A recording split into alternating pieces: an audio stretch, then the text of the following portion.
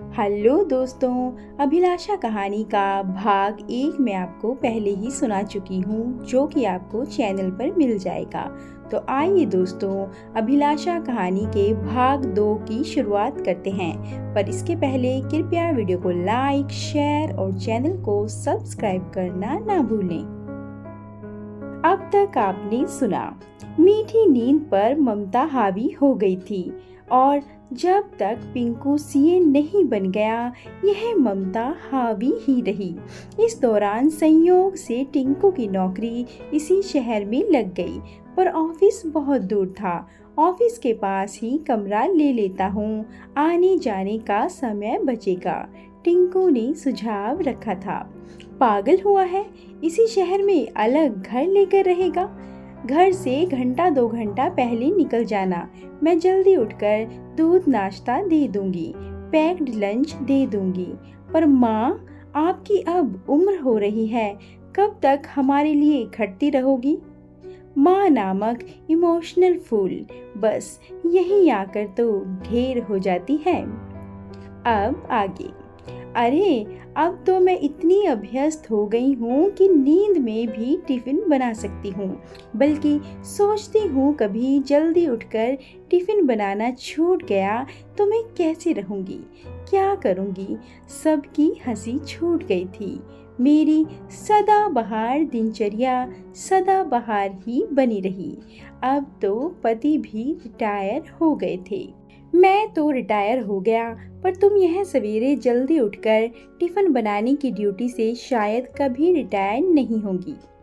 घूरे के भी दिन फिरते हैं, मेरे भी फिरने वाले हैं। मैंने रहस्यमयी मुस्कान बिखेरी। कैसे? कानपुर वाली बुआ जी ने एक रिश्ता भेजा है हमारे टिंकू के लिए। यह देखिए बायोडाटा कुंडली। इधर घर में बहू का आगमन, उधर मेरा रसोई से बहिर्गमन। फिर तो देर तक तान कर सोऊंगी। बरसों से सीने में दफन अरमान फिर से हुलस कर अंगड़ाई लेने लगे थे। शाम को टिंकू को फोटो बायोडाटा दिखाया तो वह बिदक गया। मुझसे पूछ तो लिया होता, मैं अभी शादी के लिए तैयार नहीं हूँ।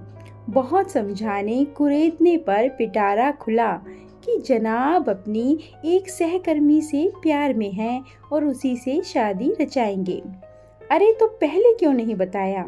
चट मंगनी पट ब्याह की तर्ज पर हम तुरंत ब्याह रचाकर बहू घर ले आए। उनके हनीमून पर चले जाने पर हमने न केवल घर समेटा, वरन उनके आने से पहले अपनी नींद भी पूरी कर ली। बच्चों के लौटने के दिन समीप देख पतिदेव ने एक दिन अपनी रहस्यमयी चुप्पी तोड़ी। बच्चों के लौटने की खुशी तुम्हारी तरह मुझे भी है, लेकिन जरा सोचो, बहू भी बेटे के साथ ही ऑफिस में नौकरी करती है, तो जाहिर सी बात है दोनों साथ ही आए जाएंगे। हाँ तो नहीं, मेरा मतलब है सवेरे भी साथ ही उठेंगे और तैयार होंगे। हाँ तो मैं अभी भी कुछ समझने की स्थिति में नहीं थी। नहीं मतलब तुम्हारी फिर से वही दिनचर्या शुरू हो जाएगी, सवेरे जल्दी उठना, टिफिन। ओह, तो यह चिंता सताए जा रही है आपको। गलती मेरी ही है, मैं ही घर समेटने में ऐसी मशगूल हो गई थी कि आपको बताना ही भूल गई। दरअसल जाने से 2 दिन पूर्व पूर्णिमा मेरे पास आई थी, कुछ सकुचा सी रही थी। मैंने पूछा, जाने की तैयारी हो गई? कुछ चाहिए तो नहीं साथ ले जाने के लिए?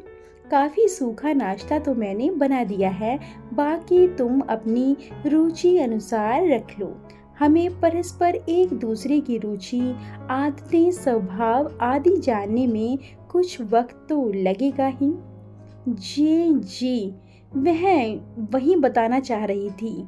मुझे सवेरे तक सोने की बुरी आदत है।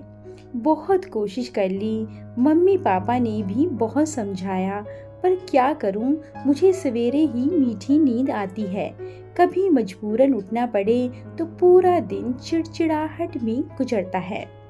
मैं समझ सकती हूँ। मेरे मुंह से बेसाख्ता निकल गया। मतलब आपको भी सवेरे देर तक सोना पसंद है? हर्ष और विस्मय से पूर्णिमा की आंखें चौड़ी हो गई थी। पर तिलक तो बता रहे थे कि आप जल्दी उठकर उनका नाश्ता टिफिन सब तैयार कर देती हैं। मजबूरन करना पड़ता है, बरसों से मजबूरी में ही करती आ रही हूँ। खग ही जाने खग की भाषा, सोचकर मैंने अपनी व्यथा उड़ेल दी थी। फिर पतिदेव व्यग्र हो उठे थे। उसका रुख एकदम बदल गया। चेहरे पर शर्मिंदगी का स्थान आत्मविश्वास ने ले लिया। बोली, माँ, यह कोई ऐसी बहुत गंदी आदत भी नहीं है हम दोनों की। आखिर हम महिलाओं को भी तो पूरा आराम, और वह भी अपने बॉडी क्लॉक के अनुसार चाहिए होता है। हाँ, पर हम मासूम नारियां करें क्या? मजबूरियां देर तक सोने नहीं देती और जिम्मेदारियां सवेरे जल्दी उठा देती हैं। हमदर्दी पाकर मेरे दिल के अरमान आंसुओं में बह चले थे। नहीं, अब आप और समझौता नहीं करेंगी। बहुत उठ ली जल्दी और बहुत बना लिए टिफिन। हमारे ऑफिस में बहुत से लोग डिब्बा मंगवाते हैं। ताज़ा गरम और घर का बना खाना होता है, हम वही मंगवा लेंगे। रही घर पर खाने की बात, तो मैंने एक कुक खोज ली है। वह नाश्ता, लंच, डिनर सब कुछ हमारे अनुसार हमारे समय पर आकर बना देगी। मैं यही पूछने आई थी कि उसे कल से बुला लूं? नहीं नहीं, अभी तो पूरे घर में सामान बिखरा पड़ा है। तुम लोग भी नहीं होंगे। अभी किसी अजनबी को घर में बुलाने का रिस्क मैं नहीं लेना चाहती। फिर उसे कुछ दिन सब बताना भी पड़ेगा। मैं अपनी सुविधा अनुसार सब व्यवस्थित हो जाने पर उसे बुला लूंगी। तो सोच रही हूँ अब कल से उसे बुला लूं। नंबर तो मेरे पास है ही। वाह, बढ़िया डिप्लोमेसी है बहू की। सो और सोने दो। ऐसा क्यों सोचते हैं आप? मैं तो खुश हूँ कि उसने मेरे लिए इतना सोचा, मेरी परवाह की। मुझे भावुक देख पति को अपनी गलती का एहसास हुआ। मैं शर्मिंदा हूँ कि ऐसा कुछ मैंने क्यों नहीं सोचा, जबकि मन ही मन मैं भी जानता हूँ कि तुम्हें सुबह की नींद बहुत प्यारी है। ऐसी कुछ व्यवस्था मैं भी तो कर सकता था। अरे, अब आप खुद को दोषी समझने लगे। मेरा मतव्य किसी को शर्मिंदा करने का नहीं है। आपको क्यों दोष दूं? मैं भी तो अपने लिए यह सब कर सकती थी। पर हमारी सोच हमारे जमाने के अनुसार ही रही। मैंने अपनों का साथ पाने के लिए मीठे सपनों का साथ छोड़ना चुना, और ज़माने को भी क्या दोष देना। वक्त से हारा या जीता नहीं जाता, केवल सीखा जाता है। हमारा बेटा तो इसी ज़माने का है, उसे यह सब क्यों नहीं सूझा? बल्कि वह तो बड़े गर्व से मुझे बताता था कि ऑफिस के सभी लोग उससे ईर्ष्या करते हैं कि उसे अभी तक रोज माँ के हाथ का स्वादिष्ट भोजन खाने को मिल रहा है। वो तो पूर्णिमा ने बताया कि उनके ऑफिस में आने वाला डिब्बे का खाना एक जरूरतमंद माँ के हाथों से बना खाना ही है। यह बहू की डिप्लोमेसी नहीं, आज की पीढ़ी की जियो और जीने दो की पॉलिसी है। और सबसे बड़ी बात, मुझ तुच्छ की एक तुच्छ सी अभिलाषा पूरी होने जा रही है। चाह नहीं मैं गहनों से लादी जाऊं, चाह नहीं मैं पान के पत्तों से फेरी जाऊं।